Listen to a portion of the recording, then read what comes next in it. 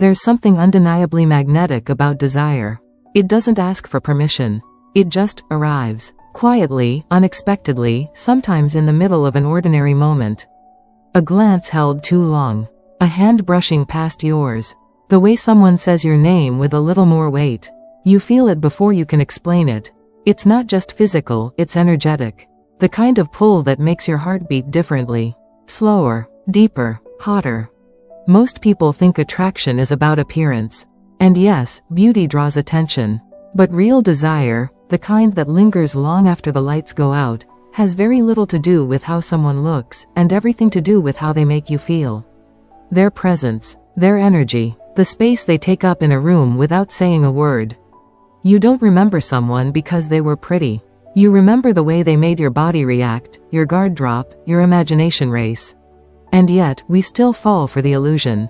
We think someone's looks mean something about who they are. That's the halo effect at work. We confuse beauty with kindness, charm with character, seduction with sincerity. But the truth is, a beautiful face can mask a cold heart. A sweet voice can carry hollow words. And sometimes, the most intoxicating people are also the most dangerous ones to let in. That's why real connection feels so different. It's not loud. It's not performative. It's quiet, electric. It's how someone holds your gaze just a second longer than expected. The way their hand lingers at the small of your back. The unspoken rhythm you both fall into, without planning it. The chemistry that builds, slow and deliberate, until the air between you feels charged with anticipation. It's less about what's said, and more about what's felt.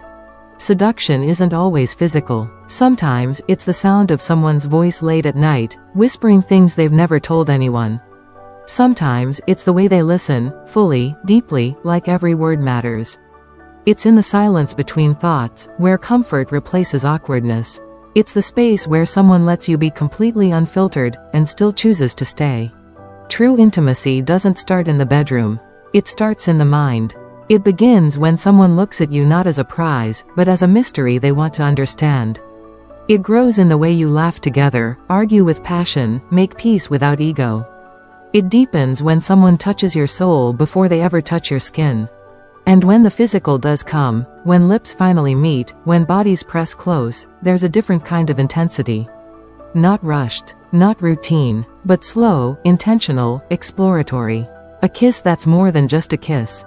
A kiss that feels like being devoured and cherished at the same time. That kind of physical connection is less about technique and more about presence.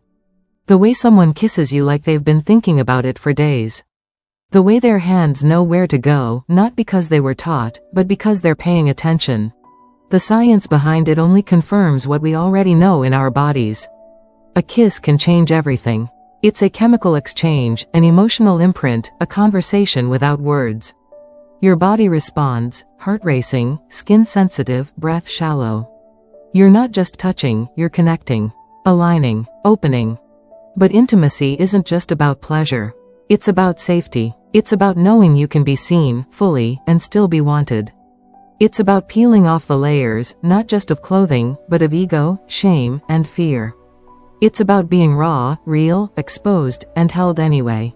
That's the difference between lust and love. Lust wants the body. Love wants the whole person, the mind, the heart, the history, the contradictions. And when the two meet, that's magic. That's fire with depth, passion with presence, pleasure that means something. Still, not every connection is meant to last.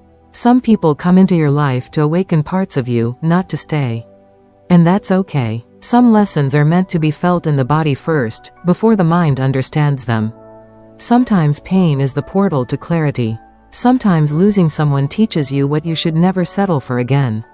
But when you do find someone who stays, who doesn't flinch at your shadows, who chooses you not just in your beauty but in your chaos, that's rare. That's sacred. That's the kind of love that softens you and sets you on fire at the same time. You deserve that kind of love. The kind that's rooted in respect, layered with seduction, and sealed with soul. You don't need to chase it. You don't need to beg for it. Just be real. Be open. Be bold enough to say, "This is who I am." And watch who dares to meet you there. Because the most unforgettable love stories don't always start with sparks. Sometimes they begin with stillness. with comfort, with someone making you feel like coming home, in their arms, in their words, in their presence. And when that happens, when you find both heat and peace in the same person, you'll know.